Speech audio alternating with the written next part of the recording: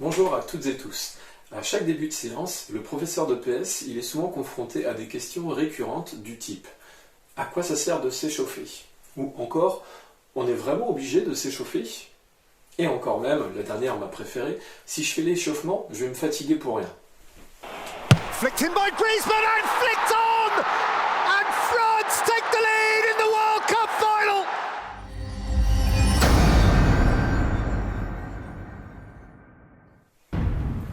Qu'est-ce qu'un échauffement? Alors comme son nom l'indique, l'échauffement est une activité physique ayant pour but d'augmenter la température du corps.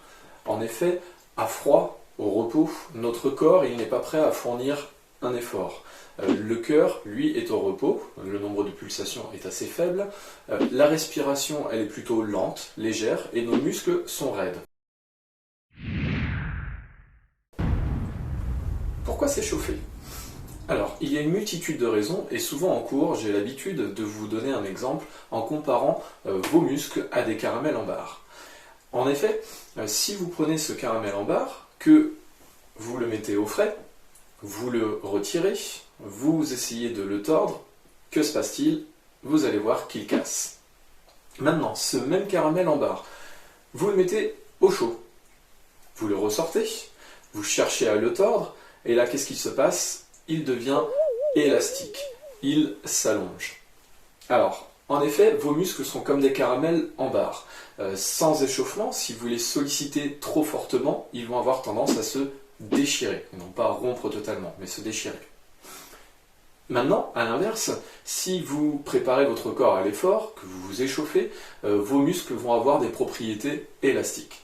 Mais aujourd'hui, essayons d'aller un peu plus loin que cet exemple de caramel en barre. En premier lieu, un bon échauffement permet de diminuer les risques de blessures.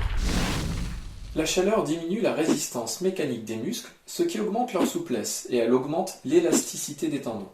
Le risque de déchirure et d'élongation musculaire est ainsi diminué. La chaleur produit aussi du liquide synovial, ainsi les articulations sont bien lubrifiées, le risque de foulure et d'entorse sont donc réduits. La chaleur augmente l'élasticité du cartilage, qui devient donc plus résistant au choc. La chaleur augmente aussi la rapidité du système nerveux, qui transmet les informations sensorielles et motrices. Il permet donc une meilleure coordination et augmente le niveau de vigilance une fois échauffé, ce qui diminue le risque de faux mouvements et de chute. Vous voyez donc qu'une activité physique, progressive et adaptée est indispensable pour ne pas mettre son cœur, ses artères, ses muscles et ses articulations en difficulté d'adaptation. En second lieu, un bon échauffement permet d'améliorer nos performances. En effet, beaucoup de parties de notre corps fonctionnent mieux à chaud. Ainsi, pour les muscles, la hausse de la température augmente la dilatation des vaisseaux sanguins, qui permettent un meilleur débit du sang. Le transport de l'oxygène, notre carburant, vers les muscles est ainsi facilité. Sans échauffement, le débit sanguin augmente brutalement, mais vos vaisseaux ne sont pas prêts à recevoir un tel débit, ce qui diminue les performances. Pour les articulations, la chaleur permet une lubrification des articulations, en favorisant la production de liquide synovial, le lubrifiant de notre corps, et en le rendant moins visqueux. Cela permet donc des mouvements plus amples au niveau des articulations. Pour le système nerveux, la vitesse de transmission de l'information augmente avec la chaleur. Cela permet une meilleure coordination des mouvements et des gestes plus précis. Ainsi, un échauffement dont la température optimale du corps atteindrait les 39 degrés va générer moins de fatigue, plus de précision et une meilleure maîtrise de son corps, afin de répondre au mieux à la devise Altus, Fortus, Situs. Ensuite, quelles sont les règles d'un bon échauffement? Alors, tout d'abord, l'échauffement il doit être suffisamment long. Pour m'engager sans risque, la durée totale doit être autour des 15 minutes. Ensuite, l'échauffement il doit être complet et progressif. En effet, pour me préparer efficacement, j'augmente petit à petit l'intensité de l'échauffement et je sollicite en priorité tous les muscles et les articulations qui vont être concernés par l'activité qui suit. Le troisième point, là il faut que l'échauffement soit structuré. Et pour ça, nous allons voir les 3 étapes de l'échauffement. La première étape de l'échauffement est donc la PPG, préparation physique générale. Elle vise à la mise en route du système cardiovasculaire et respiratoire par une sollicitation de l'ensemble de l'appareil musculaire à l'aide d'exercices à intensité modérée. Souvent, il est demandé de courir 3-4 minutes, avec pour seule consigne de ne pas s'arrêter, c'est-à-dire ne pas marcher.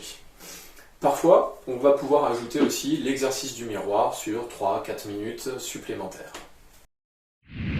La deuxième partie de l'échauffement est ce qu'on appelle la proprioception, la mobilisation articulaire et les étirements. Alors tout d'abord, la mobilisation articulaire consiste à solliciter l'articulation par des mouvements doux et sur toute son amplitude. Ensuite, la proprioception, ce terme barbare, signifie une stabilisation inconsciente des articulations. Elle permet l'adaptation aux différentes positions du corps et différentes situations corporelles. Elle prévient donc des blessures articulaires et ligamentaires et elle améliore l'équilibre et la coordination. On peut y retrouver maintenant des exercices dynamiques sur 2 jambes puis sur une seule jambe. Enfin, les étirements. Alors, ils se font en douceur, sans mouvement ressort, sur des muscles déjà chauds, qu'on a sollicités au préalable. Il faut souffler et se concentrer sur ces muscles qu'on étire. Un étirement pré-effort va durer entre 6 et 8 secondes.